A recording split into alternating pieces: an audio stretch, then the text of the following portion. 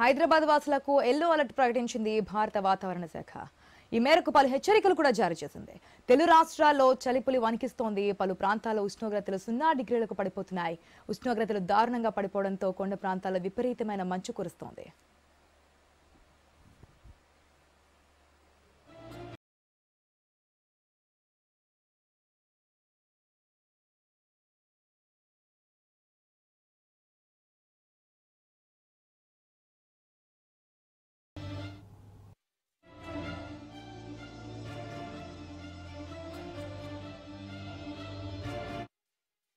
ఇక హైదరాబాద్ నగరంలోని చార్మినార్, ఖైరతాబాద్, ఎల్బీ నగర్, షేర్లింగంపల్లి వంటి 5 జోన్లలో రేపటి నుంచి విపరీతమైన పొగమంచు కురిసే అవకాశం ఉందని వెల్లడించింది.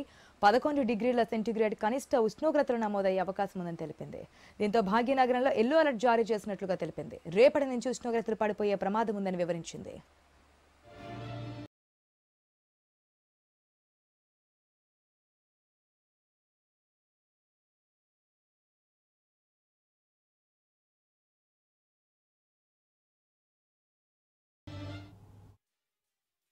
దీంతో నగర ప్రజలు అప్రమత్తంగా ఉండాలని సూచించింది వాతావరణ కేంద్రం.